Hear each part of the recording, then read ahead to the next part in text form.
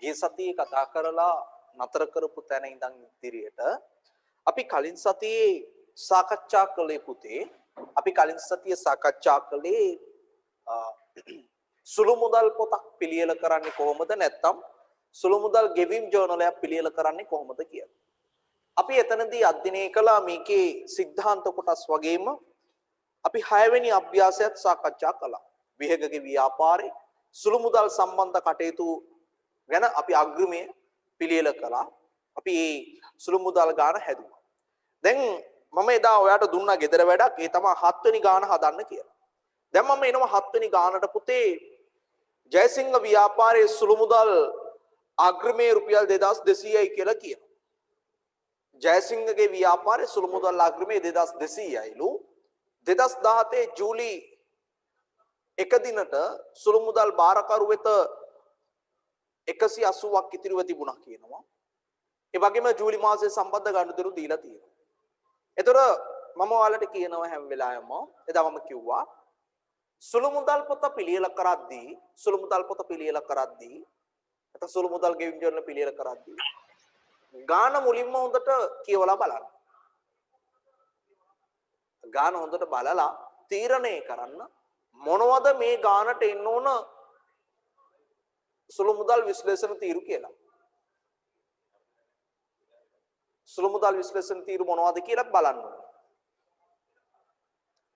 එතකොට මේ ගාන දැන් මම හොඳට කියවලා මම සුළු මුදල් පොතක් නැත්නම් සුළු මුදල් ගෙවීම් ජර්නලයක් රූල් කරගත්තා. එකේ දිනය විස්තරය ගෙවීම් සහ විශ්ලේෂණ තීරු මම තියාගත්තා. මේ ගානේ සංග්‍රහ වියදම් කීපයක් තිබුණා.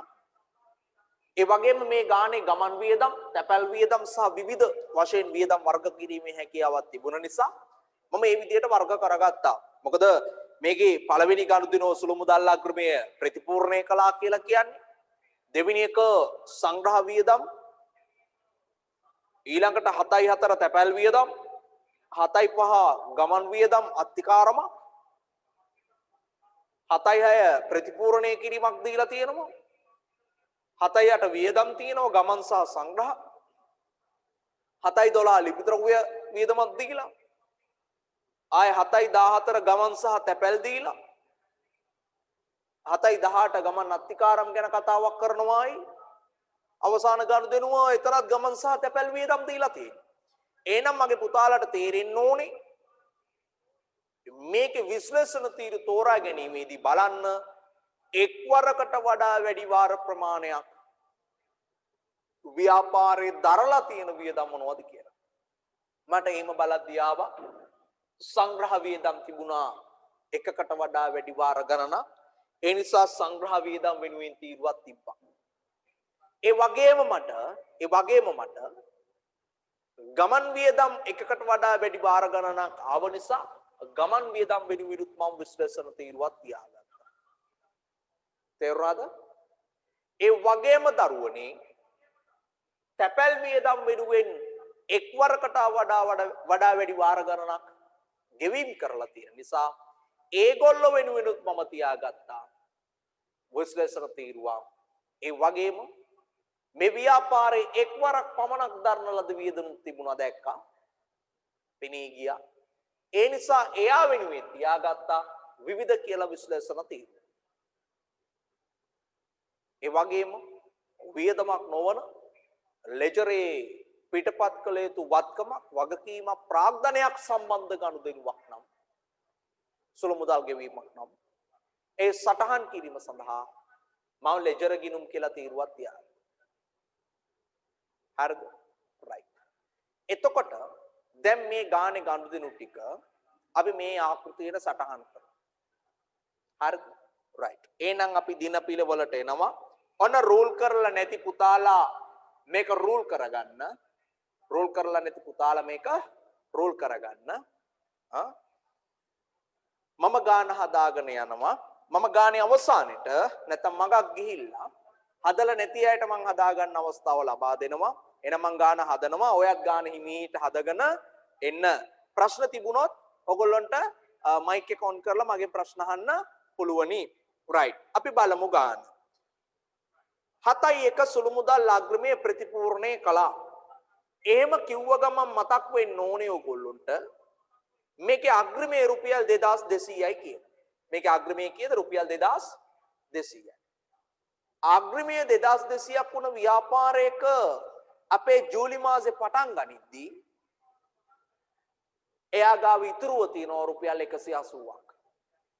එහෙනම් සුළු මුදල් පාලන ගිණුමක් හැදුවොත් මේ ව්‍යාපාරය සුළු මුදල් පාලන ගිණුම. මේකේ ඊගේසෙසේ තියෙනවා පුතේ හරපැත්තේ තියෙනවා ඊගේසෙසය රුපියල් 180. මෙයාට 7.1 අග්‍රමය ප්‍රතිපූර්ණය කරනවා කියලා සල්ලි ලැබෙනකොට මුදල් පාලන බැර ඔන්න දිත්ව සටහන. මුදල් පාලන බැර වෙන්නේ හර වෙන්නේ සුළු මුදල් පාලන පුතේ. හර වෙන්නේ සුළු මුදල් පාලන. මේක බැර වෙන්නේ මුදල් පාලන. හොඳට මතක තියාගන්න මේ කල. එහෙනම් ඔන්න හර වෙනවා අග්‍රමය 2200යි ඉතුරු වෙලා තියෙන්නේ 180යි.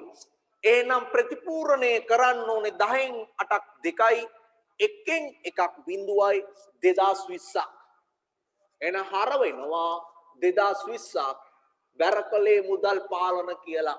සුළු මුදල් පාලන හර මුදල් පාලන බැර. ඔන්න සුළු මුදල් පාලන හර කළා මම. හරිද පුතේ? හරි රයිට්. ඊට පස්සේ ඊළඟ ගනුදෙනුවට එනවා. ඊළඟට තියෙන්නේ වියදම් ගෙවීම. බලන්න 7.3 සංග්‍රහ වියදම් සඳහා 165ක් ගෙව්වා. එහෙනම් මම මේකේ ලියනවා දිනේ පළවෙනි ගෙවීම 7.3 වියදම ලියනවා සංග්‍රහ වියදම් 165යි. ඒක විශ්ලේෂණය කරනවා සංග්‍රහ වියදම් තීරුවේ 165 අනිත් තීරු වලට එන්නේ නැහැ. 7.4 තැපැල් ගාස්තු තියෙනවා. වටිනාකම 60යි. එක තැපැල් තීරුවට දානවා පුතේ 60යි. right. දැන් මම ඔයාට දෙනවා විනාඩි 2ක්. මේකේ ඊළඟ ගෙවීම තියෙන්නේ 7.5 ගමන් වියදම් සඳහා 800ක අත්තිකාරම් ගෙව්වා. ඕක හරියට මට ලියලා පෙන්නන්න සුළු මුදල් ගෙවීම් ජෝර්නලේ. හරිද? right. එන හදන්න බලන්න. හරිනේ නේද? හරිනේ පුතේ? right. ගමන් වියදම් සඳහා අත්තිකාරම් ගෙව්වා කියලා කියනවා 800. එන අපි ලියනවා දිනේ දාලා 7.5 ගමන් වියදම් අත්තිකාරම් කියලාම ලියන්න. ගමන් වියදම් කියලා විතරක් ලියන්න එපා මෙතන. ගමන් වියදම් අත්තිකාරම් කියලාම ලියන්න. පුරුදු වෙන්න සම්පූර්ණ වචනේ ලියන්න. භාග ලියන්න එපා. හරිද? right. ඔය 800 ගෙවීම් තීරුවේ ලියලා මගේ පුතේ ඔක වර්ග කරන්න ඕනේ මේ තීරු වලින් එකකට. එක්කෝ මේ විශ්ලේෂණ තීරු 4ට එහෙම නැත්නම් මේ ලෙජර් තීරුවට. ගමන් වියදම් අත්තිකාරම් කියන්නේ මොනවද? කල්පනා කරලා බලන්න. අත්තිකාරමක් කියලා කියන්නේ ඇඩ්වාන්ස් එකකට. ඇඩ්වාන්ස් කරනවා කියලා අපි කියන්නේ. අපි කලින් මුදලක් දෙනවා. අත්තිකාරම. චාරිකාවක් ට්‍රිප් එකක් යන පාසලක බස් රථයකට කතා කරලා අපි මුලින් අත්තිකාරම් මුදලක් ඇඩ්වාන්ස් එකක් දෙනවා. නැත්තම් ඌ අනිත් අපේ ගමන දවසේ ඌ වෙන ට්‍රිප් එකක් යයි අපිට පස්සේ මිනිස්සෙක් ඇඩ්වාන්ස් කරත්. ඒ නිසා අපි අත්තිකාරම් ලබා දෙනවා. ඔය ඔය ව්‍යාපාර සමහර ව්‍යාපාර වලින් භාණ්ඩ ලබා ගන්න ඕන නිසා මුලින් මුදල් ප්‍රමාණයක් අරන් ගිහිල්ලා තියෙනවා එතන. අපි කියන ඩිපොසිට් එකක් වගේ දෙයක්. තැම්පත් කිරීමක් කරනවා ඒගොල්ලෝ ගාව. ඒගොල්ලන්ට අපි කියන විශ්වාසයක් ගොඩ නැගෙන්න ඕන නිසා වගේම අපිට ඒගොල්ලොන්ගෙන් අකණ්ඩව සේවාව ලබා ගන්න ඕන නිසා අපි එහෙම මුදල් ලබා දීම් කරනවා. එතකොට පුතේ ව්‍යාපාර මේ ව්‍යාපාරවල ඉන්න සේවකීන්ට ව්‍යාපාර කාර්යයන් සඳහා පිටතට ගමන් කිරීමේදී මුදල් ලබා දීම් කරනවා. මම දැකලා තියෙනවා යුද හමුදා සෙබළුන්ට රජයෙන් ඒ තමන්ගේ කාර්යයට අදාළ කටයුත්තක් සඳහා නම් ඒ යුද කඳවුරෙන් එළියට ඇවිල්ලා පාරේ බස් එකක යන්නේ ත්‍රිවිල්ලයක් හයරකට අරගෙන ගියේ ඒ සෙබලා එයා ඒ ගියපු ගමන් ගාස්තු වලට අදාළ බස් ටිකට් ටික නැත්නම් බිල් ටික එකට එකතු කරලා එයා ඒ කඳවුරට ආපසු පැමිණ එක ගිණුම් අංශයට ලබා දුන්නම ඒ අදාළ කාර්යයෙන් එතන සිද්ධ වෙයිලා එයාට ඒ වියදම් කරපු මුදලට සමාන ප්‍රමාණයක් ආපසු ලැබෙනවා. ඒක තමයි ඒ හැදිලා තියෙන එතන හැදිලා තියෙන ආකාරය. හැබැයි මම මේ කියන්නේ යන ගමන් අත්තිකාරම් මගේ පුතේ ව්‍යාපාරයේ සේවකයාට විශේෂයෙන්ම පෞද්ගලික අංශය සේවකයාට ඒ ගමන යාමට අදාළ මුදල් ප්‍රමාණය ඔහුට ගමනට පෙර ලබා දෙනවා. ලබා දීලා සමහර විට මුදල් බාරගත්ත කියලා එයාට අත්සන් කරන්න කියලා කොලයකුත් දෙනවා. ඒකේ ලිඛිත සාක්ෂියක් තියෙනවා මුදල් එයාට දුන්න බව. එයාට කියනවා මේ ගමන ගිහිල්ලා මේ කාර්යයන් ටික ඉෂ්ට කරන් එන්න. අන්නේ එහෙම කලින් ලබා දෙන මුදල් ප්‍රමාණයක් අපි අත්තිකාරමක් කියලා කියනවා. එතකොට මේ ගමන් වියදම් සඳහා අත්තිකාරම් කියලා කියන්නේ ගමන ගිහිල්ලා එන්න කියලා. එයා දීලා තිනවා කලින් මුදල්. අපි කියනවා මේක ඉදිරියට ගෙවීමක් නැත්නම් මේක වැඩිපුර ගෙවීමක් මේක ඇත්තටම වත්කමක්. මෙන්න මෙහෙම අපි ඉදිරියට කළ අත්තිකාරමක් තියෙනවා නම් ඒක අපේ වත්කමක් විදියට අපි හඳුනා ගන්න ඕනේ. හඳුනාගෙන ඒක වියදමක් නොවේ. ඒක ව්‍යාපාරයේ පවතින ලෙජර් ගිණුමක් ලෙස අපි මෙන්න මේ 800 විශ්ලේෂණය කරන්න ඕන ලෙජර් ගිණුම් තීරුවේ. ඔන්න හදා ගන්න.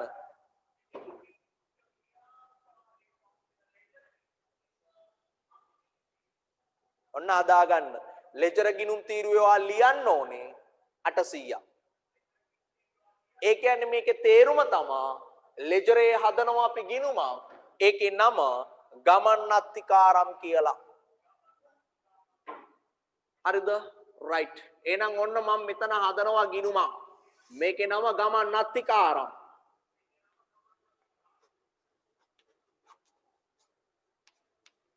ගමන් අත්තිකාරම්. මේකට හර වෙනවා බැර උනේ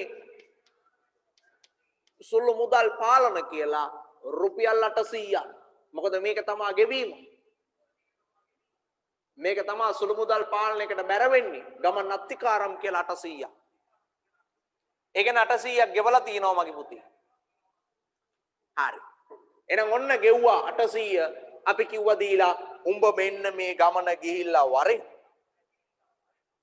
ඉතුරු වුණ සල්ලි ඒ වියදම් වලට සරිලන්න බිල් එකයි අපිට ආපසු ලබා දෙන්න ඕනේ කියලා යවනවා. එහෙනම් මතක තියාගන්න ගමන් වියදම් අත්තිකාරම් කියන එක ඔයා ගමන් වියදම් තීරුවේ පෙන්නලා තියෙනවා නම් ඔයාගේ ගාන වැරදි. මොකද කියන්නේ ගමන් අත්තිකාරම් එක ඔයාගේ ගමන් වියදම් තීරුවේ පෙන්නලා තියෙනවා නම් ඔයාගේ උත්තරේ හරිද වැරදිද? නෑ වැරදි පුතා. හරිද? රයිට්. ඊළඟ වියදමට එනවා ඒ තමයි අග්‍රමය 2500 දක්වා වැඩි කොට ප්‍රතිපූර්ණය කළා. හරිද? හරි. මම මේ මහන. අග්‍රමය ප්‍රතිපූර්ණයේදී වෙන්නේ කරන්නේ කොහොමද අපි? අග්‍රමය ප්‍රතිපූර්ණය කරන්න නම් අපි ඒ දවසට ප්‍රතිපූර්ණය කරන දිනට සුළු මුදල් ගෙවීම් ජර්නලයේ ගෙවීම් ටික පාලට එකතු කරන්න ඕන. හරියට මේවා. 5යි 1025ක් එනවා ගෙවීම්. මේ කවදටද? 7යි 6ට මන් දැම්මා ගෙවීම්. හරිද? ගෙවීම් ටික ගත්තා. එහෙනම් මේක තුලනය කරන්න නැත්නම් ප්‍රතිපූර්ණය කරන්න අපි භාවිතා කරන්නේ සුළු මුදල් පාලනයේනේ. එහෙනම් සුළු මුදල් පාලනයේ බැරපැත්තේ ලියනවා ගෙවීම් තියෙනවා දිනේ දාගන්න මෙතන 7යි 6යි කියලා. 1025ක් මේක තුලනය කළොත් මෙතන එකතු වෙනවා 2200යි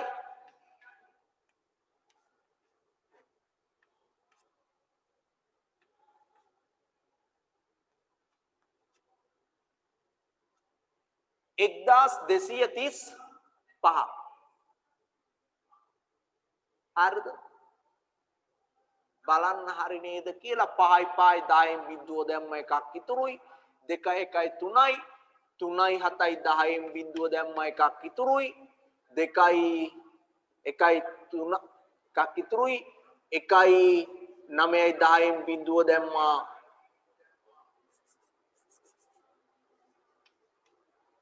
2200 නේද එකතු හදන්න ඕනේ. නමට පැටළුණා.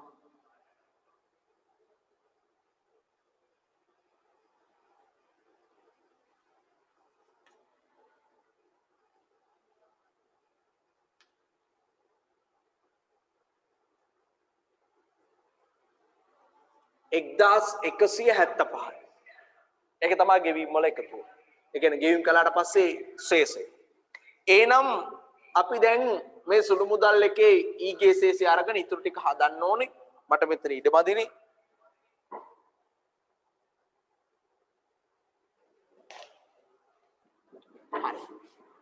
මම මකනවා මේ ගමන් අත්තිකාරම්මික මම ඒක වෙනම රූල් කරන්නම් ඊට මති වෙන නිසා මට සුළු මුදල් එක 15ටම ගන්නවා. හරිද? ඒකේ ඊගේ ශේෂ එනවා මෙතනින් ආපු පාගේ ශේෂ 1175. මෙතනින් මම වෙනම පෙන්නනවා ගමන් අත්තිකාරම්මික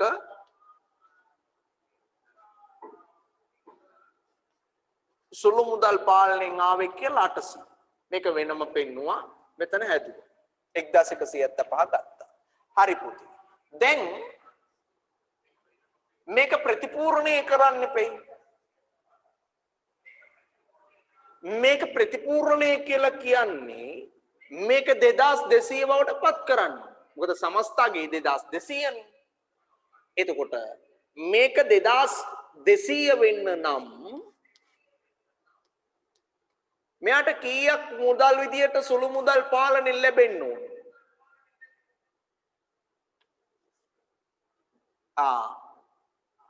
කීයද? වියදම් කරපු ප්‍රමාණයට සමාන ප්‍රමාණයක්. ඕක තමයි අපි ප්‍රතිපූර්ණය කියලා කියන්නේ. ඒ කියන්නේ 1025යි ගේන්න ඕන කියලා අපි කියන්නේ. ඔන්න කලින් එකේ සම්බන්ධ නොවුන කෙනෙක්ට එනවා උත්තරේ. තේරෙනවද? 2200 නම් අග්‍රිමය වියදම් කළා නම් 1025ක් එයා ගාව ඉතුරු වෙනවා 1175ක්. ඒ 1175 නැවත 2200 බවට පත් කරන්න ඕන නිසා අපි මෙතෙන්ට ආපහු ඉල්ල ගන්නවා 1025. ඒක තමයි අග්‍රිමේ ප්‍රතිපූර්ණය කියලා කියන්නේ. හැබැයි දරුවනේ මේ ගානේ කියනවා අග්‍රිමේ ප්‍රතිපූර්ණය කරන්න. හැබැයි ප්‍රතිපූර්ණය වැඩි කරන්න කියලා කියනවා 2200 ගාවට එනකම් මට මතක විදියට 2500 පුතේ 2500 ගාවට එනකම් වැඩි කරන්න කියනවා. එතකොට අපිට තේරෙන්න ඕනේ 2200 කියන එක 1175ටම අඩු වෙලා නම් ඔය 1175 2200 කරන්න කීයක් ගන්න ඕනද? 1025ක් සල්ලි ලැබෙන්න ඕන. ඔයා ගාව තිබුණේ 1175ට 1025 එකතු කළාම ඔයා ගාව සල්ලි හැදෙනවා. කීයද හැදෙන්නේ? 2200. හැබැයි ගානේ කියනවා 2200 නෙමෙයි දැන් පුතා අග්‍රිමය. දැන් අග්‍රිමය පුතා 2500යි කිය. 2200 2500 දක්වා වැඩි වෙන්න ඕනේ තව කීයකින්ද? 300. එනම් මතනාර වියදම් කරපු 1025ත් වෙනම ලැබෙන්න ඕන තව 300කුත් එක ඔක්කොම ලැබෙනවා මෙතෙන්ට 1325ක්. මේ 1175ට 1325 එකතු කළාම එනවා අග්‍රිමය 2500ට වැඩි වෙලා. තේරුණාද පුතේ? රයිට්. එනම් හදාගන්න ඔන්න අතරමැදි ප්‍රතිපූර්ණයක් තිබුණා. මෙන්න මේම ගානක ප්‍රතිපූර්ණයක් එනවට අපි ගිනුම් කරණයේ කියනවා අතරමැදි ප්‍රතිපූර්ණය. සුළු මුදල් පොතක් ප්‍රතිපූර්ණය කරන්න පුළුවන් අවස්ථා දෙකක් එනවා. එකක් මාසයේ මුල. එහෙම නැත්තම් මාසෙ මැද. හැබැයි සමහර ගුරුවරු කියනවා ප්‍රතිපූර්ණන අවස්ථා තුනක ඔව් එයා කියන්නේ මාසෙ මුල, මාසෙ මැද සහ මාසෙ අවසාන. මම දෙකයි කියලා කිව්වේ මුල ප්‍රතිපූර්ණය දන්න මිනිසයාට අවසාන ප්‍රතිපූර්ණය කරගන්න පුළුවන්. ප්‍රශ්නයක්. මුල ප්‍රතිපූර්ණය අවසාන ප්‍රතිපූර්ණය දෙකම එක වගේ නම් අලුතින් ඉගෙන ගන්න තියෙන්නේ තවත් අතරමැදි ප්‍රතිපූර්ණේ විතරයි. ඒකයි මම දෙකයි කිව්වේ. බොරුවට තුනක් තියෙනවා කියලා කියන්න ඕනේ නැති නිසා. එහෙනම් මොන්න ওই ටික මං හදලා දුන්නා. මං එනවා ඊටු ටිකට. දැන් අපි ඉන්නේ ප්‍රතිපූර්ණේ ගාව. අපි ඔන්න අග්‍රිමේ වැඩි කරලා ප්‍රතිපූර්ණේ කළා. අපේ සුළු මුදල් ගෙවීම් ජර්නලේ ඔන්න එකතු කරලා තිනවා 1025ට 78 ගෙවීම් කියලා. අපි එනවා ඊළඟ දිනේට මගේ පුතේ 7/6 එක ලිව්වේ 7/8ට එනවා ගමන් වියදම් සහ සංග්‍රහ වියදම් වෙනුවෙන් පිළිවෙලින් ගෙවුවා. එහෙනම් 7/8 ගනුදෙනුව මම ලියනවා. ගමන් වියදම්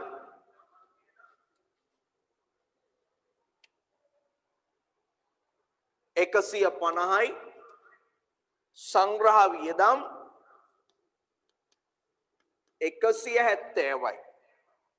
මේ 150 ගමන් වියදම් තීරුවට එද්දී මේ 170 සංග්‍රහ වියදම් තීරුවට එනවා.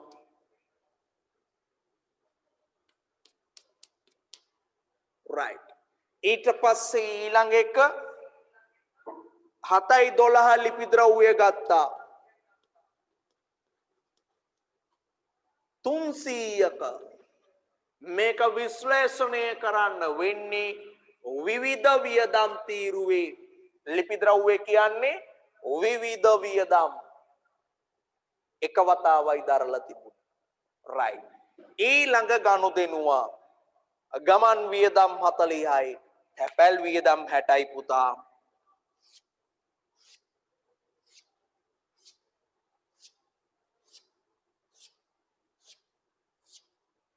right. මේකේ 7/14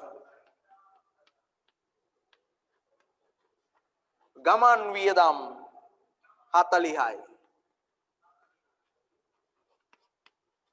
තැපැල් වියදම් 60යි.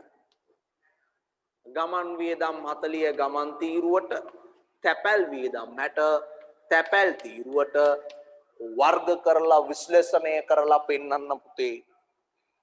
ඊළඟ ගනුදෙනුව 7.18 ගමන් වියදම් අත්තිකාරමින් එතකොට මතක් වෙන්න ඕනේ යට ගිය දවසක අපි අත්තිකාරමක් දීලා තිබුණා 800ක ඒ අත්තිකාරමින් 650ක් වියදම් දරා 650ක යා වියදම් කරලා ඉතිරි රුපියල් 150 සුළු මුදල් බාරකරුට ලැබුණා. ඒ කියන්නේ පුතේ මෙයා ගෙවීම් කරලා තියෙනවා 800ක් අරන් ගිහිල්ලා 650. ඉතුරු සල්ලි ව්‍යාපාරයට අරන් ඇවිල්ලා. දැන් කොහොමද ලියන්නේ? මෙන්න 800න් යා වියදම් කරගෙන තියෙන්නේ 650යි පුතේ. එතකොට වියදම් කළා 650 කියලා අපිට දැන් සුළු මුදල් ගෙවීම එකේ ලියන්න පුළුවන්ද මෙතන? බෑ. ඇයි බැරි? ඇත්තටම මෙයා ගෙවනවද? ඒ කියන්නේ සුළු මුදල් බාරකරු ගෙවනවද ඇත්තටම 650? නෑ. සුළු මුදල් බාරකරු ගෙවන්නේ 800යි. ඒ 800 තමා ඒ ගමන ගියපු පුද්ගලයා සේවකයා අරන් ගියේ. එයා ඒකෙන් වියදම් කළා 650. ඒ නිසා පුතේ අපි ඒ 650 ගෙවීමක් විදියට ලියන්නේ නෑ සුළු මුදල් ගෙවීම් ජෝනලේ. අපි ඒ 650 වියදමක් බවට පත් කරගන්න ඕන නිසා ගමන් අත්තිකාරම් ගිණුමට බැර කරනවා. හර කරන්නේ ගමන් වියදම් ගිණුම කියලා. අපි හදනවා ගමන් වියදම් ගිණුම. ඒ ගමන් වියදම් ගිණුමට හර කරනවා ගමන් අත්තිකාරම් වලින් ආවේ. ගමන් අත්තිකාරමින් ආවේ 650යි. ගමන් අත්තිකාරම් එකට බැර කරලා ගමන් වියදම් එකට හර කරනවා අර අත්තිකාරම 800න් අපි වියදම් කරලා තියෙන්නේ 650යි කියලා. එතකොට පුතේ 800න් 650ක් අපි වියදම් කළා. අපි ගාව ඉතුරු වෙනවා තව 150. අපි කිව්වේ ඔය ගමනේ ගියපු මිනිස්සයා ගාව ඉතුරු වෙනවා 150. ඒ ඉතුරු වෙන 150 අපි මොකද කරන්න ඕනේ? ඒ 150 අපි සුළු මුදල් බාරකරුට ආය ලබා දෙන්න. ඒ ලබා දෙන්න ඕන නිසා සුළු මුදල් පාලන ගිණුමට හර කරලා ගමන් අත්තිකාරම් වලට බැර කරන්න සුළු මුදල් පාලනයෙන් ආවේ 150යි. ගමන් අත්තිකාරම් එක තුලනය කරලා පෙන්නන්න 800ට මේ ගිණුම අහෝසි වෙලා යනවා. එහෙනම් ඔයාගේ මෙන්න මේ සුළු මුදල් පාලන ගිණුමේ 1325ට යටින් ලියන්න ගමන් අත්තිකාරමින් ආවේ රුපියල් 150යි කියලා. ගමන් අත්තිකාරමින් ආවේ රුපියල් 150යි කියලා ලියලා පෙන්නන්න ඕන. right. හරිද? හදලා පෙන්නන්නේ. එනිසා මතක තියාගන්න. අත්තිකාරමක් දීලා ඒ අත්තිකාරමෙන් යම් ප්‍රමාණයක් වියදමක් බවට පත් වුණා කියලා අපි ඒ ගෙවීමක් විදිහට සලකන්නේ නැත. සරිදා? right. ඔක්කොටම තේරියම. එහෙමනේ? හරි. එහෙනම් අපි එනවා ඊළඟ ගනුදෙනුවට අවසාන එක 7.30 ගමන් වියදම් 80යි තැපැල් වියදම් 100යි. හරි. අපි මේක ලියනවා අවසාන last final එක 7.30 ගමන් වියදම්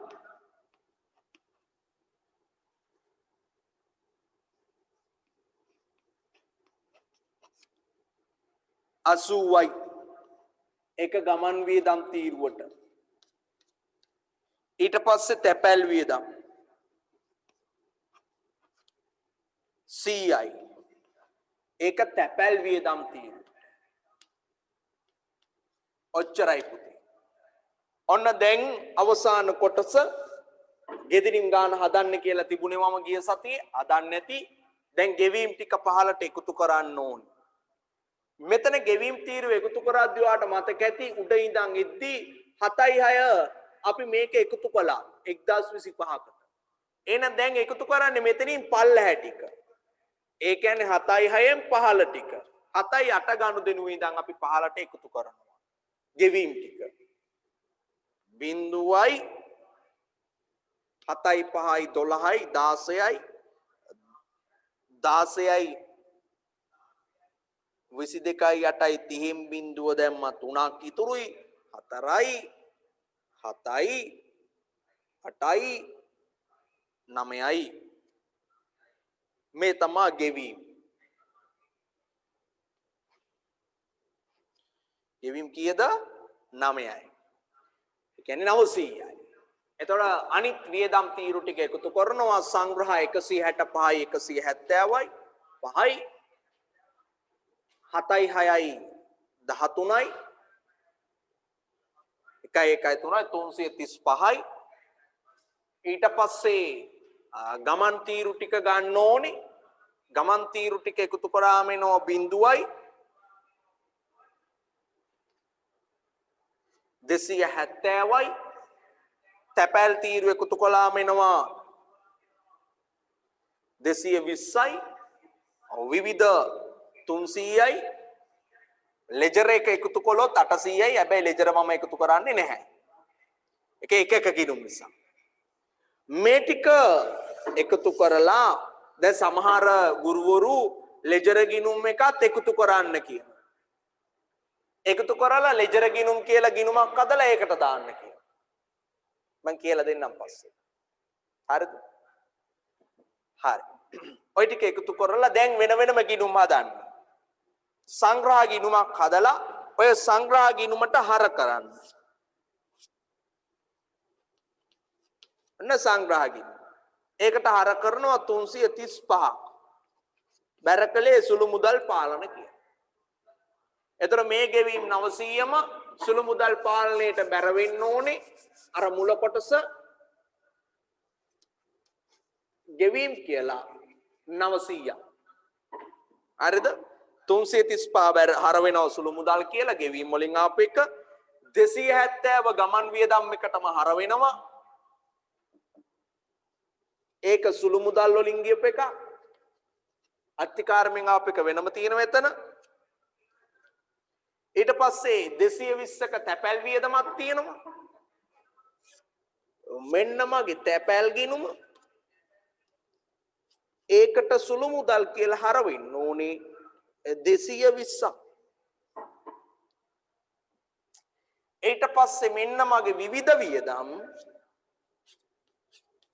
ඒකටත් අර වෙන්න ඕනේ සුළු මුදල් කියලා 300ක්. මේ ලෙජර් ගිණුම 800ට හදන්න එපා. ඒකට හදලා තියෙන්නේ ඒ තමා ගමන් අත්තිකාරම් ගිණුම කියලා කියන්නේ ඒක. ගමන් අත්තිකාරම් කියලා කියන්නේ ඒක පුතේ. හරි. එහෙනම් ඔන්න උත්තරේ හදලා ඉවර කරගන්න. මේක තමයි උත්තරේ ඔය 7 වෙනි ගානට. මට අලුත් මූලික පොතක් උගන්වන්න තියෙන්නේ. ඒ නිසා විනාඩි 5ක් දෙන්නම් හැමෝම මේ ගානට උත්තරේ හදලා ඉවර කරගන්න. හරිද? right. හරිද? right. හරි. අහගන්නකෝ. දැන් ව්‍යාපාරවල මේ ළමයිට ප්‍රශ්නයක් පැහැදිලි කරන්න යන්නේ. මුදල් ලැබීම් ජර්නලේ මුදල් ගෙවීම් ජර්නලේ හදලා අපි ලැබීම් ජර්නලේ විශ්ලේෂණ තීරු 15ට එකතු කරලා වියදම් කියන විශ්ලේෂණ තීරුව 15ට එකතු කරලා මං කිව්වා අපිට පුළුවන් එක වියදම් ගිණුමක් හදලා මේ වියදම් ගිණුමට හර කරන්න මුදල් පාලනයෙන් ආවේ කියලා එකතු වුණා. ආයෙ මම කිව්වා මේක වෙන වෙනම වියදම් ගිණුම් හදලා දාන්න පුළුවන්. වියදම් ගිණුම් 1 2 3 කියලා. ඒ වගේම ලෙජර් ගිණුම් වලටත් එකක් හදලා ලෙජර් ගිණුම් කියලා ගිණුමක් හදන්නත් පුළුවන්. එහෙම නැත්නම් වෙන වෙනම ගිණුම් හදන්නත් පුළුවන්. එතකොට සමහර ගුරුවරු කියනවා ඕකේ හදන්න පුළුවන් අර වියදම් එකතු ගිණුම හදන්න කියලා. ලෙජර් ගිණුමුත් වෙන වෙනම හදන්න නැතුව ලෙජර් ගිණුම් කියලා එක ගිණුමක් හදලා දාන්න කියලා. හොඳට තේරුම් ගන්න මේ කියන එක. ඒතර අපේ ළමයි අහනවා මගෙන් සර් මොකද්ද මේකේ කරන්නේ? මේමයි පුතේ. අපිට දැන් A level එක ගත්තොත් A level එකේ සිලබස් එකක් දීලා තියෙනවා. අපි ඒ රාමුවට හිර වෙලා වැඩ කරන්නේ. ඒ රාමුවේ තියෙන එක ඉගෙන ගන්න. එනිසා තමයි ඔය බොහෝ ගුරුවරු ඔන්න ඔය කොටස කියන්නේ මොකද්ද වියදම් වෙන වෙනම දාන්න එපා. එක වියදම් ගිණුමක් හදන්න. ඒක සිලබස් එකේ තියෙන විදිහ. එතකොට ඔයා මතක තියාගන්න ලාභ ගණනය කරනකොට අපිට ඕන කරනෝ වියදම් එක එක වියදම් ගිණුම් මොනවද කියලා ඕන කරනෝ වියදම් වර්ග කරගන්න. හැබැයි තනි වියදම් ගිණුමක් හදපුවාම මේක ඇතුලේ සංග්‍රහ, තැපැල්, ගමන් වගේ විතරක් නෙමෙයි සෑම වර්ගයකම වියදම් ගොඩනැගිලි කුලී යන්ත්‍රශය පවා ඔය වියදම් ගිණුම ඇතුළට එන්න පටන් ගන්නවා. එහෙම නැත්නම් මුදලින් ගෙවුව හැම වියදමක්ම ඕක ඇතුළට එන්න පටන් ගන්නවා.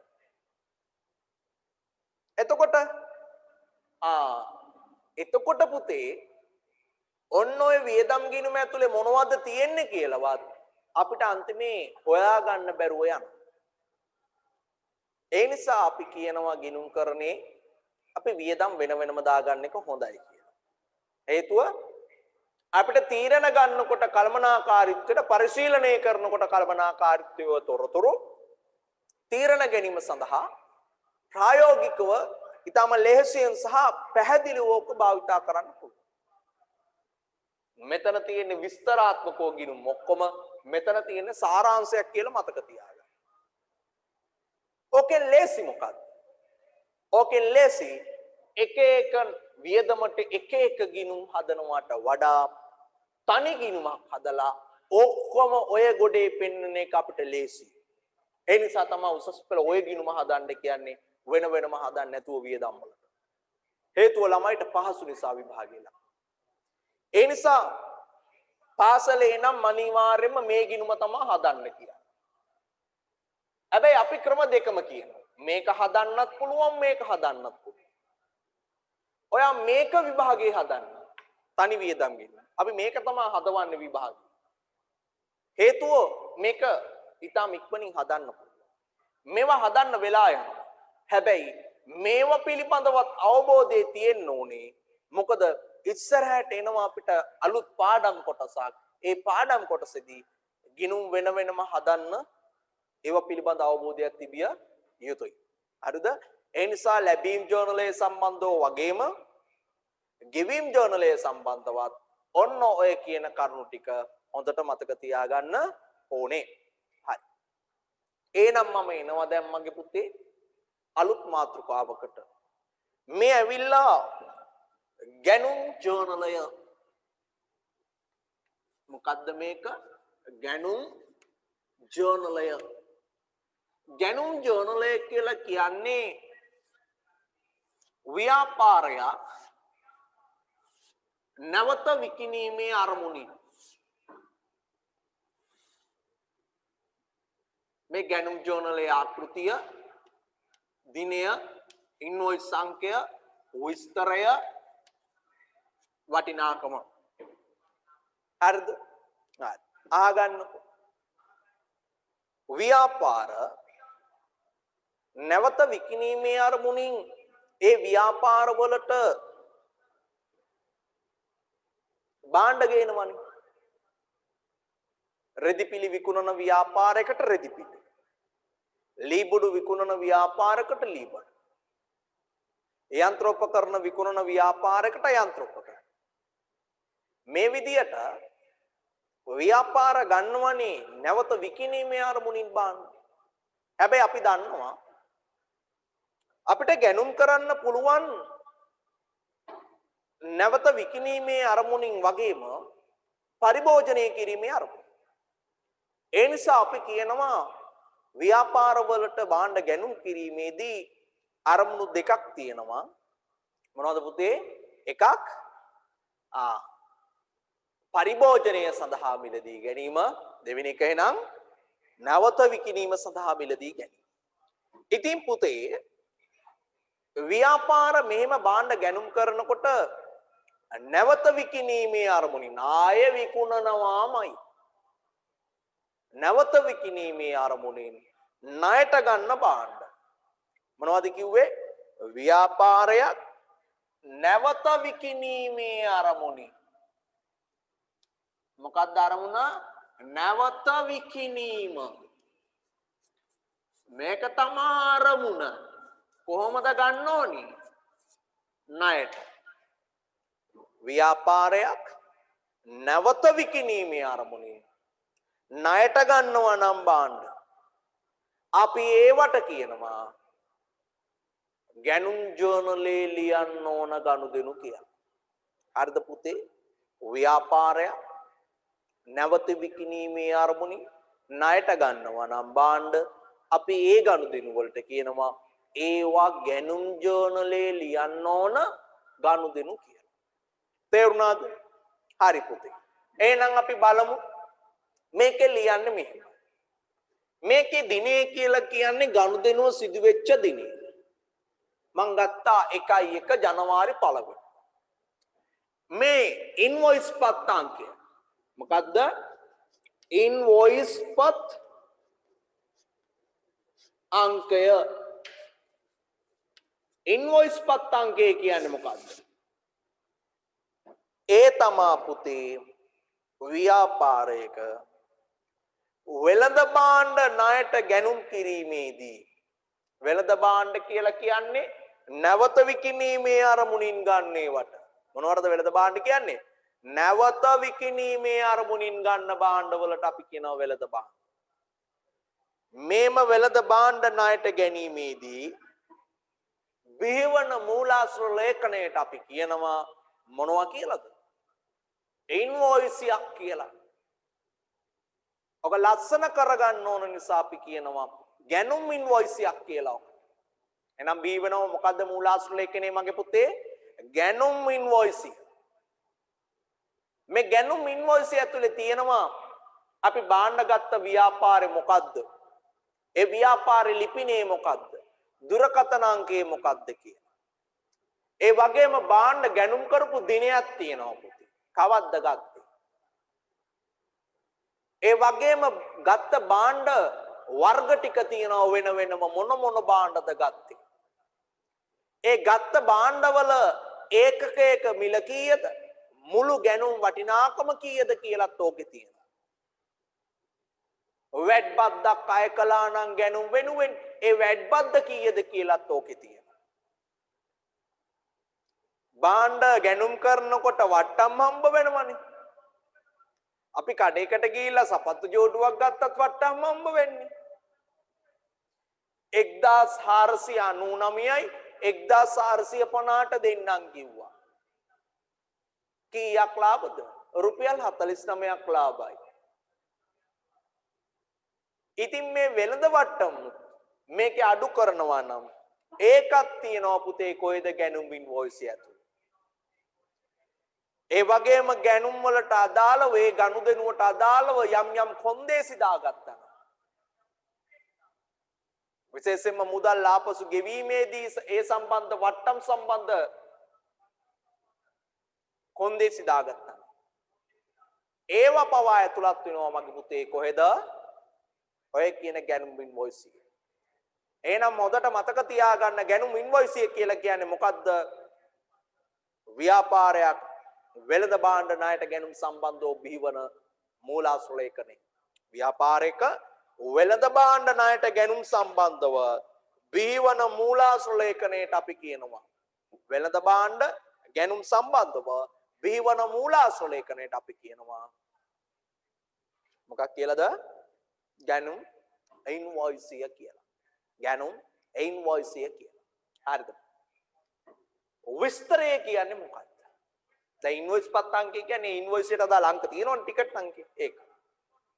මූලාශ්‍ර ලේඛන අංකය. විස්තරය කියන්නේ අපි භාණ්ඩ ගත්තේ ව්‍යාපාරයක ඒ ව්‍යාපාරයට නමක් තියෙනවා. ඒ නම ලියනවා මෙතන. ABC සමාගම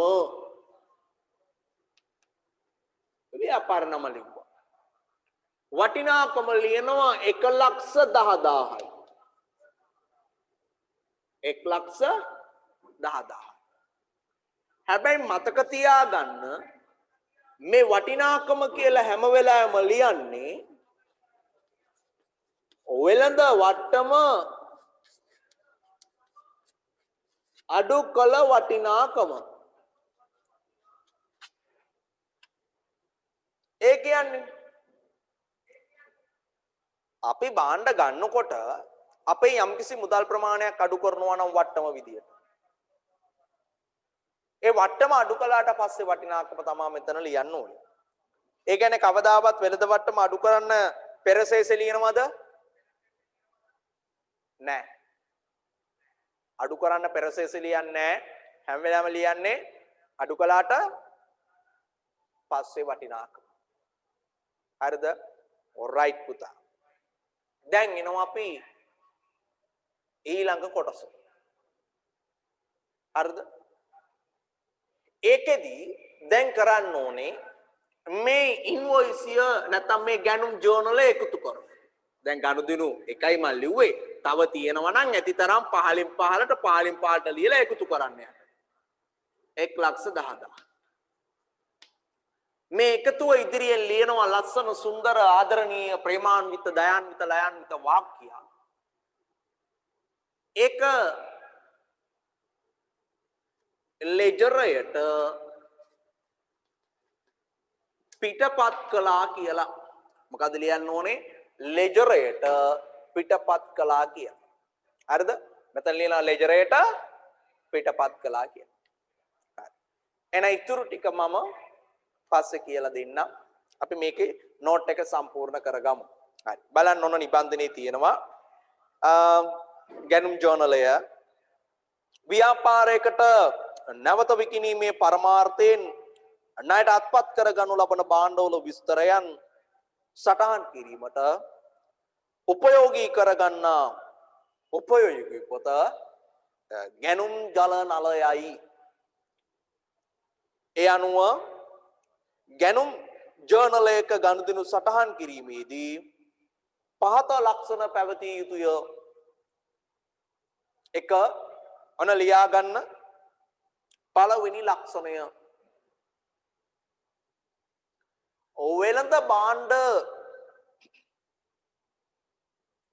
වෙළඳ භාණ්ඩ ගැනුම් කළ යුතු වීම. වෙළඳ භාණ්ඩ ගැනුම් කළ යුතු වීම. වෙළඳ භාණ්ඩ ගැනුම් කළ යුතු වීම. දෙක ණය පදනමට ගැනුම් කළ යුතු වීම. ණය පදනමට ගැනුම් කළ යුතු වීම. හරිද? right. ඊට පස්සේ කියනවා ඊළඟ පිටුවේ දැවන ලක්ෂණ දෙකක් කිව්වා. මොනවද ගන්නෙ? වෙළඳ භාණ්ඩ ගැනුම් කරලා තියෙන්න ඕනේ. ඒ වගේ මේ වෙළඳ භාණ්ඩ ණය පදනමට ගැනුම් කරලා තියෙන්නත් ඕනේ. හරි. ඔන්න ඊළඟ පිටුවේ තියෙනවා ඒ අනුව පහත ගනුදෙනු ගැනුම් ජර්නල් එක සටහන් නොවේ. ලියන්නේ නැහැ. පළවෙනි එක ලියන්න වෙළඳ භාණ්ඩ අත්පිට ගැනුම්. වෙළඳ භාණ්ඩ අත්පිට ගැනුම්. අපි ඒක ලියන්නෙත් නැහැ. වෙළඳ භාණ්ඩ අත්පිට ගැනුම්. දෙවෙනි එක ස්ථාවරවත්කම්. ඒ කියන්නේ ව්‍යාපාරවල අර අපි කිව්ව පරිභෝජනය කරන්න ගේන ඒවා. ස්ථාවරවත්කම් අත්පිට හෝ ණයට ගැනුම්.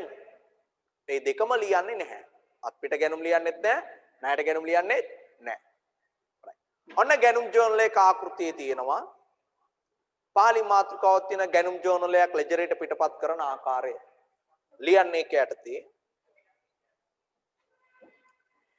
ගැනුම් ජර්නලයක වටිනාකම් තීරුවේ ගැනුම් ජර්නලයක වටිනාකම් තීරුවේ අවසාන වටිනාකම කමාවක් දාලා ලියන්න දිත්තු ස්ථාන පහලින් රතු පෑනක් තියෙනවා නම් රතු පෑනෙන් ලියන්න රතු පෑන් නැත්නම් රතු පෑනක් ගන්න ළමයි රුපියල් 10ක් 15ක් ගන්නේ බල ඊට වඩා වියදම් කරනවා ඒ නිසා පෑනක් ගන්න නැතුව එහෙම එන්න එපා පද්ද පන්තියට යාළුවාගෙන් ඉල්ලන්න කියලා උඹලා ඊට වඩා වියදම් කරනවා උඹලාගේ ෆෝන් වලට ඒ නිසා පෑනක් ගන්න හයිලයිට් එකක් ගන්න ලියන්න කමාවක් දාලා පහලින් රතු පෑනින්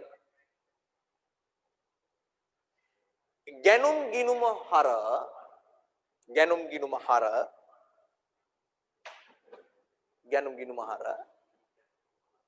බැරසටහන ලියන්න නයිමි පාලන ගිනුම බැර නයිමි පාලන ගිනුම බැර හරිද right එහෙනම් මොකද කරන්නේ මේ එකතුව ලෙජරේ ගැනුම් ගිනුමක් අදලා එකට හර කරලා මේ එකතුවම ලෙජරේ නයිමි පාලන ගිනුමක් අදලා ඒකට බැර කරන්න ඕනේ එකතුව ගැනුම් ගිනුම හර ඔය එකතුවම නයිමි පාලන ගිනුම බැර වෙන්න ඕනේ right ඔන්න පාලින් තියෙනවා ගැනුම් ඉන්වොයිස් එකක් අපිට දීලා ඒ ඉන්වොයිස් එක වටේට කොටු කරලා නැහැ ඔයා කොටු කරලා හදා ගන්න ඉන්වොයිස් එක තිලකවර්ධන ටෙක්ටයිල්ස් අබර්ණපාර අනුරාධපුරය ඉන්වොයිස් පත් අංකයේ දිනය ගත්තේ කවුද ගත්ත භාණ්ඩ පිළිබඳ විස්තර අඩු කළ වට්ටම 110 කියන්නේ වෙළඳ වට්ටම 6 වෙනි එක කියන්නේ කොන්දේසිය 7 වෙනි එක මේ ඉන්වොයිස් එක හදලා අත්සන් කළේ කවුද කියන එක ඔන්න තියෙනවා ඒ ටික එයා පැත්තේ තියෙන ඔන්න ඒ කොටස් ටික මම මේ ඉන්වොයිස් 1 2 3 කියලා නම්බර්ස් දාලා ලකුණු කරලා තියෙන්නේ මම මේ පැත්තේ කියලා දෙනවා මේ මොනවද තියෙන්නේ කියලා හරි ලියා ගන්න පළවෙනි එක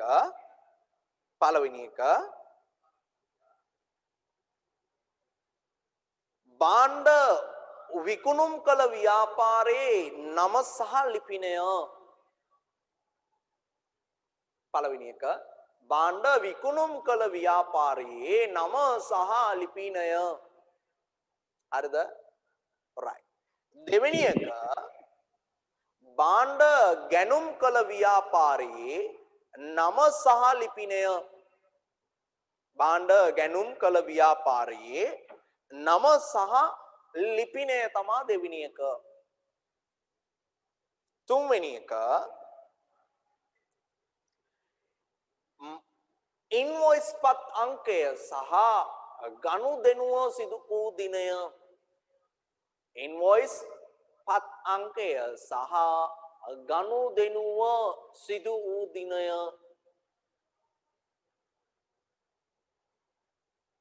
හරිද right හතරවෙනි එක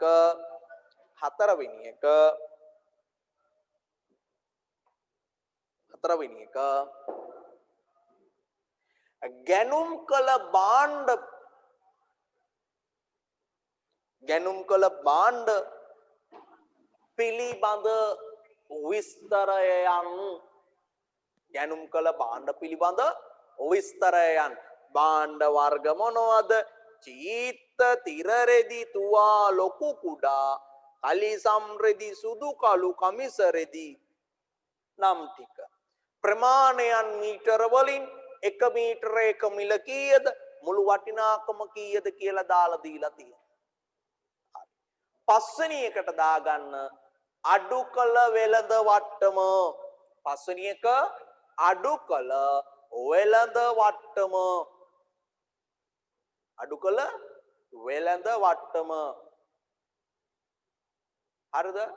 right. ඊළඟ එක 6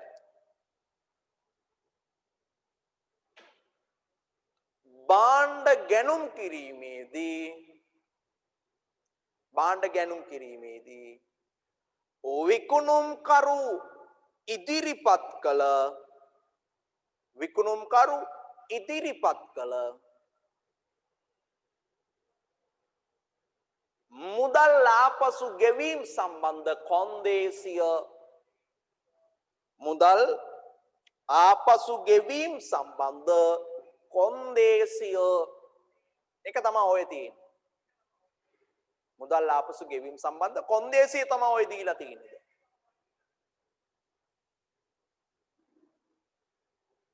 හරිද? right. ඒ කොන්දේසියේ තියෙන්නේ මොකද්ද පුතේ? 100ට 4යි 30යි සුද්ධ 60යි. හරි. ඒක මම වෙනම කියලා දෙන්නම් ගාන හදන්න.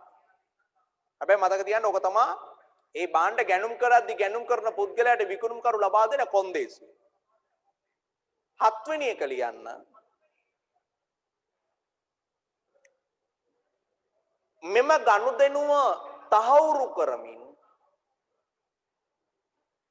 මෙම ගනුදෙනුව තහවුරු කරමින්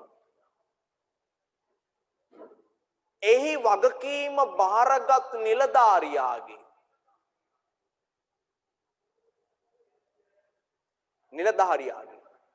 නම සහ නැත්නම් නිලතලය සහ අත්සන නම සහ අත්සන නිලතලය සහ අත්සන right. අපි හදමු 8 වෙනි ගාන විනාඩි 2ක් දෙන්නම් පුතාලට මේ දුන්න නෝට් එක සම්පූර්ණ දැන් කියව ගන්න ගැනුම් ජර්නලෙට අදාළ නෝට් එක කියවලා මෙන්න තියෙනවා ගැනුම් ජර්නලේ මේක රූල් කරන්න ඊට පස්සේ අපි 7 වෙනි ගාන හදමු 8 වෙනි ගාන හදමු ඔයා ඉස්සෙල්ලා රූල් කරලා මේ 8 වෙනි ගානේ ගනුදෙනු දෙකයි තියෙන එක 5 වෙනි මාසේ 8 වෙනිදා අනිත් එක 5 වෙනි මාසේ 4 වෙනිදා 5 වෙනි මාසේ 8 වෙනිදා ගනුදෙනු ඔයා ලියන්න ඕනේ දිනේ දාන්න 5 යට ඉන්වොයිස් සංඛ්‍ය දාන්න R128 කියලා දිනේ දාලා ඉන්වොයිස් පත් අංක දාන්න ගත්ත කෙනාගේ නම රත්නේගෙන් ගත්තේ රත්නේ ඔයා වටිනාකම හදලා ගන්න මේ ඔක්කොටම මේ රුපියල් 7 බැගින් ලක්ෂමන් සන්ලයිට් මේ ඔක්කොම හදලා ඒ ඔක්කොටම දෙන්න වෙනද වට්ටම 110ක් දීලා ගන්න මෙතෙන්ට කීයද වටිනාකම කියලා ඊට පස්සේ 5:24 ලියන්න හරි වැඩේ පටන් ගන්නකො විනාඩි 5ක් 10ක් දෙන්න හරිද right මෙන්න ඔයාගේ ගැනුම් ජර්නල් එක තේරියමා right දැන් ඔයා මේ ගැනුම් ජර්නලේ මේ ගනුදෙනු ටික ලියලා තියෙන්න ඕනේ හරිද හරි අපි බලමු දිනේ 5යි 8 ඉන්වොයිස් සංඛ්‍ය R 128 නම රත්නේ ඔන රත්නේ ව්‍යාපාරය කියලාම ගමු දැන් වටිනාකම හදා ගන්න ඕන පුතේ වටිනාකම හදා ගන්න ඕනේ කොහමද හදන්නේ අපි බලමු 7 බැගින් කෑල්ලක් කැටයක් 7යි කියලා කියන්නේ නේ දුසිම් 2යි කියන්නේ කැට 24ක් ඇයි කැට 24ක් ගත්තේ දුසිමකට කැට කීයද දුසිමකට කැට 12යි 2යි කියන්නේ 24යි 7 ඒවා 24ක්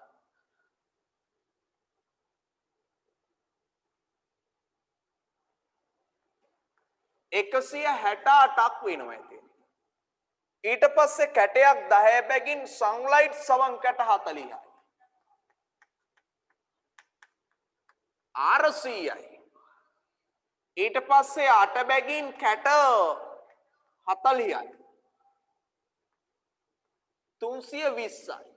මේ තුනේම එකතු වෙනවා 8යි 8යි 8යි 888යි. එහෙනම් මේ 888ට එයා දෙන්න ඕනේ 110ක වට්ටම. ඒ කියන්නේ 88.8යි. මං 88යි කියලා මේක අඩු කරන්න ගන්නෙ. එතකොට ගාන රවුම් වෙනවා 800කට කියලා මෙතෙන්ට 800 එන්නේ. නැත්තම් මෙතන 88 ළඟම සංඛ්‍යාවට වට යන්න කිව්වා නම් බලා වැටෙව්වට පස්සේ ඉන්නේ මගේ පුතේ මෙතෙන්ට 89. නේද දරුවෝ?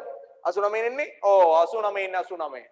888න් 89ක් ගිහපම මෙතෙන්ට එන ගාන 799 රවුන්ඩ් නොවන නිසා තමයි මම ලේසියට 88 දාලා ගත්තේ.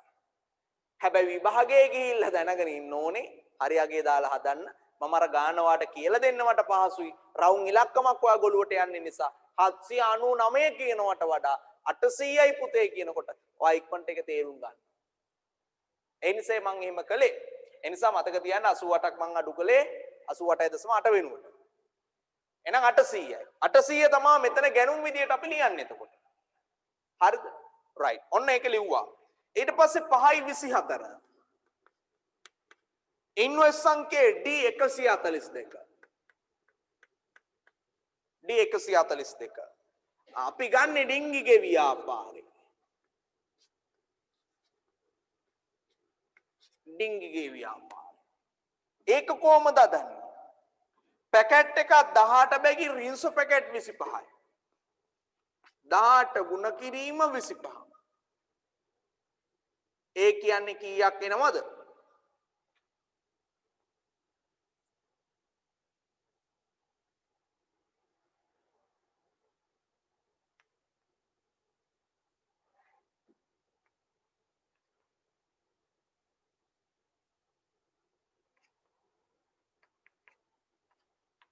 ආරසිය 50ක් එනවා. ඔන්න වැරදි නම් මට කියන්න. 23 ගානේ 40ක්.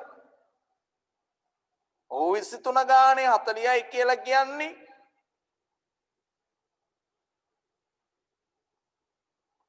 නවසී 20යි. ඊට පස්සේ 19 බැගින් පැකට් 50යි. ඒක කොහොමද එන්නේ?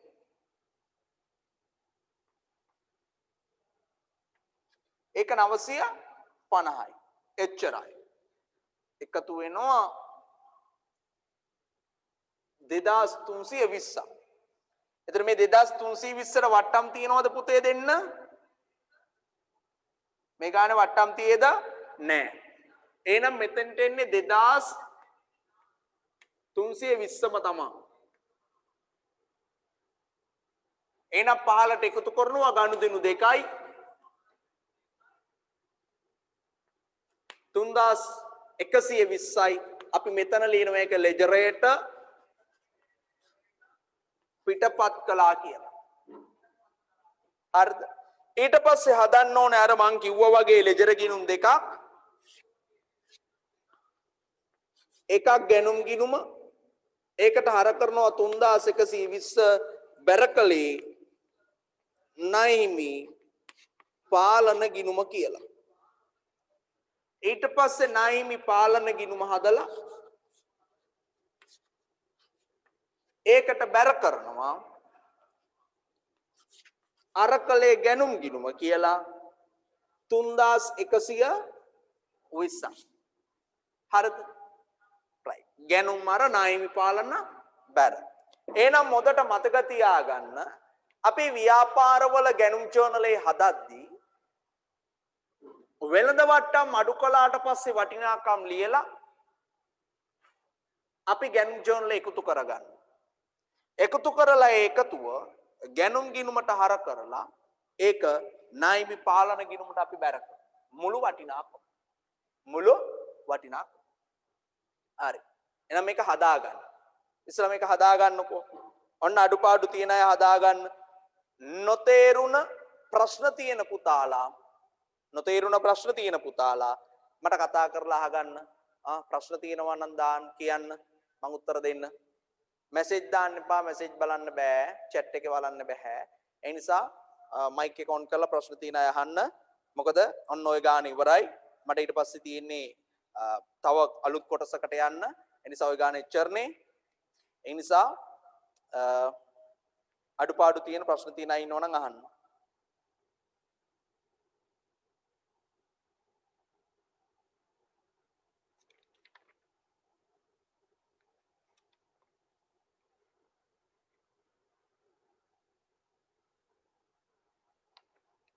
ඔය අපි හදපු ගානේ පුතේ ගැනුම් ඉන්වොයිස් එකකුත් තියෙනවා හදන්න කියලා.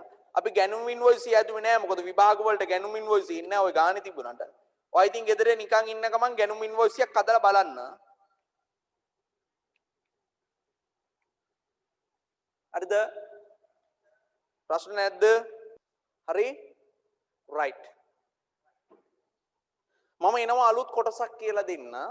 මේක අපිට කලින් මේ ගැනුම් ජර්නල් ගානෙම තිබුණ කොටස. ඒ දමාත් පුතේ අපි අර ඉගෙන ගත්ත මේ විකුණුම් කොන්දේසිය කියලා කියන්නේ. හරිද? right. විකුණුම් කොන්දේසිය තමයි මේ කියලා දෙන්න යන්නේ. විකුණුම් කොන්දේසිය කියලා එතන කිව්වේ 104යි 30යි සුද්ධ 60යි කියලා. ඕකනේ තිබුණේ 30යි 4යි 100ට සුද්ධ 60යි නේ. 4යි 30යි සුද්ධ 60යි. හරි. අහගන්නකෝ. මම ව්‍යාපාරයකින් භාණ්ඩ ගැනුම් කරනවා රුපියල් ලක්ෂයක්. ලක්ෂයක භාණ්ඩ. ජනවාරි 1 වෙනිදා තමයි ගැනුම් කළේ. එතකොට මේ ව්‍යාපාරය මට කියනවා ජනවාරි 1 වෙනි දිනේ සිට දින 30ක් ඇතුළත. කියන්නේ 1 වෙනි මාසේ 30. මේ දින 30 ඇතුළත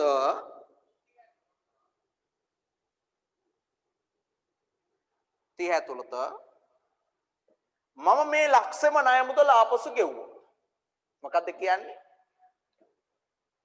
භාණ්ඩ අපි ගනිද්දී ඒ අපිට භාණ්ඩ විකුණන මිනිස්සු අපිට දුන්න කොන්දේසියක්. අපි ඒකට කියනවා විකුණුම් කොන්දේසිය. අපි නෙමෙයි දුන්නේ කොන්දේසිය. අපි භාණ්ඩ ගත්තේ. අපිට විකුණුම පොරයි අපිට මේ කොන්දේසිය දෙන්නේ. එනකොට විකුණුම් කොන්දේසියක් දෙනවා. 104යි 30යි සුද්ධ 60යි කියන. ලක්ෂක භාණ්ඩ ගන්නවා ජනවාරි 1 වෙනිදා. අපි මුදල් ගෙවන්න එයා අපිට කියන දවස් 30ක් ඇතුළත ගෙවුවොත් මෙලදී ගත්ත දිනේ සිට දින 30ක් ඇතුළත මේ මුදල ගෙවුවොත් කීයද මේ මුදල කියන්නේ? මේ තියෙන රුපියල් ලක්ෂෙම ආපසු ගෙවුවොත් දවස් 30ක් ඇතුළත. හරිද? ගෙවුවොත් එයා අපිට දෙනවලු 104ක මුදල් වට්ටමක්. ඒ කියන්නේ ලක්ෂෙට 104ක වට්ටමක් එනවා. එතකොට එයා අපෙන් අඩු කරනවා කොච්චරක්ද? 4යි 4000ක්. එයා 4000ක් අපෙන් අඩු කරනවා පුතා. ඒ කියන්නේ ලක්ෂ වෙනුවෙන් අපිට ගෙවන්න වෙන්නේ කීයද? 96000යි. තේරුණාද දරුවෝ? ලක්ෂයක් ණය තියෙනකොට එයා අපිට කියනවා දවස් 30ක් ඇතුළත ගෙවන්න. ගෙව්වොත් මම උඹලාට දෙනවා කියනවා 104ක වට්ටම. ඉතින් ඔන්න හම්බුණා 104 වට්ටම. රුපියල් 4000ක් අපි සල්ලි ගෙවන්න කිව්වා. අපිට ගෙවන්න වෙන්නේ 96000යි. අපි ලක්ෂයක භාණ්ඩ අරගෙන අපිට ගෙවන්න වෙන්නේ 96000යි. මොන අවස්ථාවේද? මුදල් ගෙවන්න යන අවස්ථාවේ. ලක්ෂයක භාණ්ඩ ගෙනල්ලා 96000යි නම් සල්ලි දුන්නේ. අපිට එතන ලාභයි රුපියල් 4000. අපි වට කියන මොන වට්ටම්ද? ලද වට්ටම් පුතේ. කෙනෙක් අපිට දෙනවා වට්ටම, එයාට ඒක දුන් වට්ටම. විකුණන පුද්ගලයාට දුන් වට්ටම වෙනකොට ගැනුම් කරපු මට ඒක ලද වට්ටම වෙනවා. මම ණය හිමියා. මමයි ණය හිමියා. මමයි යාට ගෙවන්න ඕන. ලක්ෂක භාණ්ඩ අරන් 96000ක් ගෙවනකොට මට වාසී පුතේ රුපියල් 4000ක් ලද වට්ටම 4000යි කියලා අපි කියනවා. තේරෙයිම? හරි. එතකොට මගේ පුතේ ඉවර නෑ තාම. තව දිනනවා මේකේ. මේ වට්ටම හම්බ වෙන්නේ මිලදී ගත්ත දිනේ සිට දින 30ක් ඇතුළත මේ සම්පූර්ණ ණය මුදල ලක්ෂේ ගෙඩිය පිටින් ගෙවන්න ගියොත් විතරයි අපිට මේ 104 වට්ටම හම්බ වෙන්නේ. හැබැයි ගැනුම් කළ දිනේ සිට දින 30ක් ඇතුළත ගැනුම් කළ දිනේ සිට දින 30ක් ඇතුළත ලක්ෂෙම ගෙවන්න ගියොත් විතරයි අපිට මේ වට්ටම හිමි වෙන්නේ. නැත්නම් අපිට හම්බ වෙනවද මේක? හම්බ වෙන්නේ නැහැ. කෙනෙක් යනවා පුතේ පෙබරවාරි මාසේ 5 වෙනිදා. නැත්නම් අපි කියමු ජනවාරි මාසේ 31. දවස් 30ක් ඉවර වෙලා 31 වෙනි දවසේ යනවා. නැත්නම් 2.5 කියමු දවස් ගාණක් ගිහිල්ලා ඉතින් දවස් 30 ඉවර වෙලා. මතක තියාගන්න ගැනුම් කළ දිනේ සිට දින 30ක් ඇතුළත ආවොත් විතරයි මිනිහා ඔය 104 වට්ටම දෙන්නේ. හේතුව දින සංඛ්‍යාව 30ක් දීලා තියෙනවා ඒක. එතකොට මේ 60යි කියලා කියන්නේ මේ එකයි බාණ්ඩ මිලදී ගත්ත දිනේ ජනවාරි 1 වෙනි දිනේ සිට ණය බේරුම් කරන්න තියෙන උපරිම ණය කාල සීමාව දින කීයද? 60. ඒ කියන්නේ මේ දින 60 ඇතුලේ අනිවාර්යයෙන්ම මුදල් ගෙවිය යුතුමයි පුතේ. අන්න අනිවාර්යයෙන්ම ගෙවන්න ඕනේ. ගෙවුවේ නැත්නම් නීතිමය ක්‍රියාමාර්ග ගන්නවා අදාළ ව්‍යාපාරයේ විසින්. නීතිමය ක්‍රියාමාර්ග. ඒ නිසා මගේ පුතාලා හොඳට මතක තියාගන්න මේ 104 කියලා කියන්නේ මුදල් වට්ටම. මේක තමයි මුදල් වට්ටම කියන්නේ 104. ඒක තමයි අර හම්බුන රුපියල් 4000. මේ 30 කියලා කියන්නේ වට්ටම් කාල සීමාව. වට්ටම් කාල සීමාව කියන්නේ පුතේ වට්ටම හිමිවන කාල සීමාව. ජනවාරි 30 දක්වා විතරයි වට්ටම හිමි වෙන්නේ. එනිසා අපි කියනවා වට්ටම හිමිවන කාල සීමාව කියලා.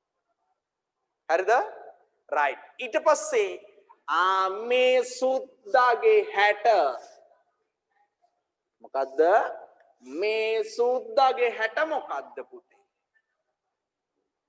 ඒකට අපි කියනවා උපරිම ණය කාල සීමාව. මෙයා කවුද පුතේ? මම පහලට ගන්නවා ලියන්න. මෙයා ඇවිල්ලා උපරිම ණය කාල සීමාව. ඒ කියන්නේ මේ ව්‍යාපාරෙට ණය ගෙවන්න තියෙන උපරිම කාලයේ දින කීයද? 60යි. ඒ නිසා මතක තියාගන්න මේ කොන්දේසිය ගැන. මේක තමයි බාණ්ඩ ගැනුම් කිරීමේදී.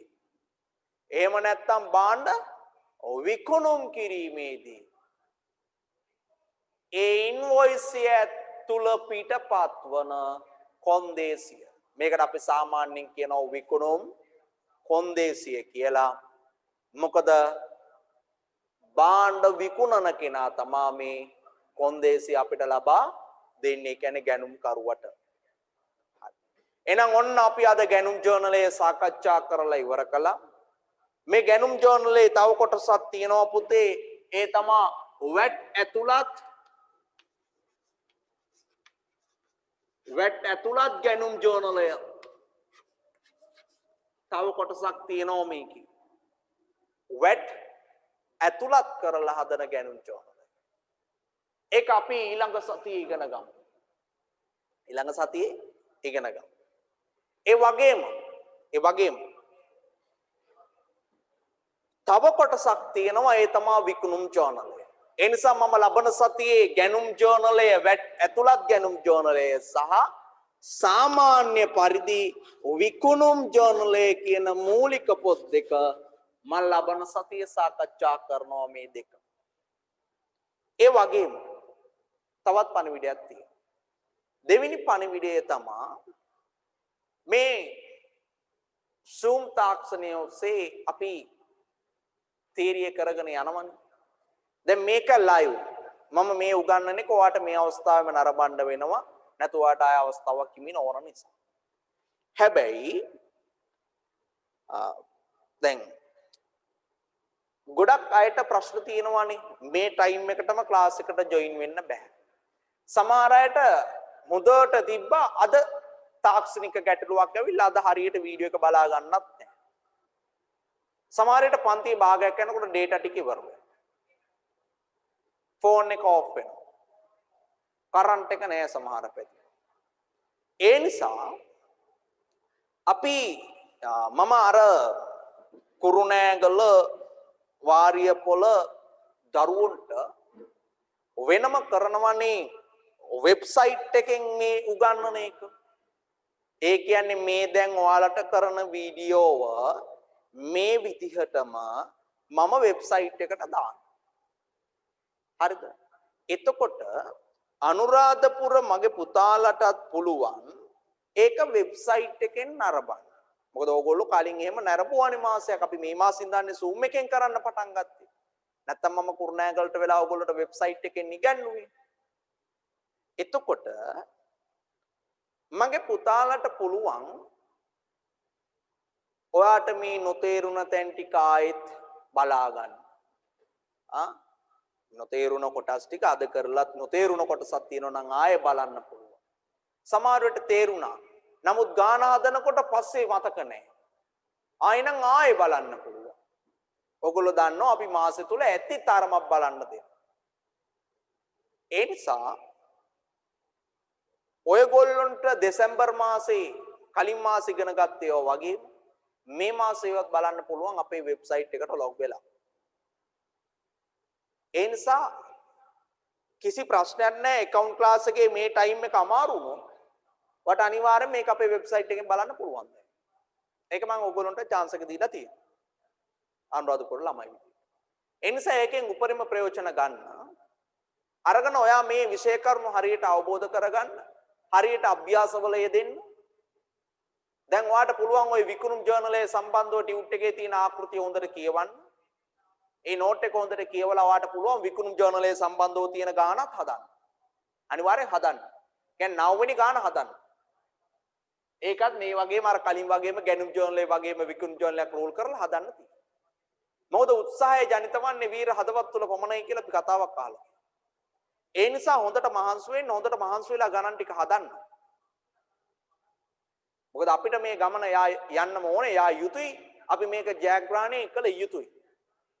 අපි යන්නේ ගමනේ අවසාන කොටස බලලා හිත හදාගෙන ගෙදර එන්න නෙමෙයි පුතේ. අපි යන්නේ අපේ අතට ජයග්‍රාහී ඒ රන් ආභරණ ටිකත් පළඳගෙන අපි එන්නයි යන්නේ. ඒ නිසා ඒ ගමන යන්න ඕන. ඒ නිසා හොඳට වැඩ ටික කරන්න. ඔන්න අපහසු අමාරු අයට පරණ ගිය සතියේ කරපු කොටස අද කරපු කොටස ආයෙ බලන්න පුළුවන්. ඒව බලන්න ඔයා ලොග් වෙන්න ඕන කරන යූසර් නේම් එකයි ඔයාගේ පාස්වර්ඩ් එකයි ඔයා සුසිපින් එකේ කසුන්ට කතා කරලා ඔයාලා ගන්න යූසර් නේම් එකයි පාස්වර්ඩ් එකයි 2022 ළමෙක් කියලා කියන්න ඔයා කියලා 2022ට අදාළ යූසර් නේම් එකයි පාස්වර්ඩ් එකයි ඉල්ලගන්න. ඉල්ලගෙන ඔය ටික ගිය සතියේ ටික ආයෙ බලන්න. අද කරපු ටික ආයෙ බලන්න. මේක ඔයාලට හොඳ අවස්ථාවක්. ඔයාලට ලයිව් ඉගෙනගෙන මගෙන් ලයිව් මෙහෙම ඉගෙනගෙන ප්‍රශ්න ගැටලු ආවායට ගෙදර ඉඳන් දැන් ආයෙ බලන්න පුළුවන්. බලන්න කොච්චර දෙයක්ද කියලා. දැන් අනිත් කුරුණෑගල වාරිපොළයට මේව නැහැ. ඒගොල්ලන්ට වෙබ්සයිට් එකට දාන එක බලලා ඉගෙන ගන්න එක විතරයි. ඕගොල්ලන්ට මම මේ උගන්වනවා. මං කියන ප්‍රශ්නයක් තියෙනවා නම් අහන්න කියලා. ඕගොල්ලෝ ඇහුවේ නැතුව. ඉතින් ඒමත් කරලා ආයෙත් ඔයාලට බලන්න දෙනකොට බලන්න කොච්චර එතන වටිනවද කියලා. ඒ වගේම මම ඉදිරියටත් ඔයගොල්ලන්ට සලස්වලා දෙනවා ඒක පන්ති ඇතුලේ හැමදාම උගන්වන වීඩියෝව. නැත්නම් පන්ති ඇතුලේ හැමදාම අපි සාමාන්‍ය පරිදි පන්ති පටන් ගත්තම 25 වෙනිදා සිට පන්ති ඇතුලේ උගන්වන සෑම කොටසක්ම ඔයගොල්ලන්ට ආපසු නරඹීමේ අවස්ථාව මම ඔයගොල්ලන්ට ළඟා කරලා දෙනවා ලබා දෙනවා. මොකද අපේ ළමයි මේක දිනන්න ඕන නිසා. හරිද? රයිට්. එහෙනම් පුතේ අදට මම ඔතනින් නතර කරනවා. ඔන්න මේ යූසර් නේම් පාස්වර්ඩ් ඉල්ල ගන්න ලොග් වෙන්න ඕන නිසා කලින් වෙබ්සයිට් එකේ එකෙන් ඔයාලට ලොග් වෙන්න බැරි වේවි. ඒ නිසා මේ ජනවාරි මාසෙට අදාළ යූසර් නේම් පාස්වර්ඩ් ඉල්ල ගන්න. එහෙනම් ඔතනින් අපි නතර කරනවා. අපි ආය හම්බ වෙන්නේ ලබන ඉරිදා.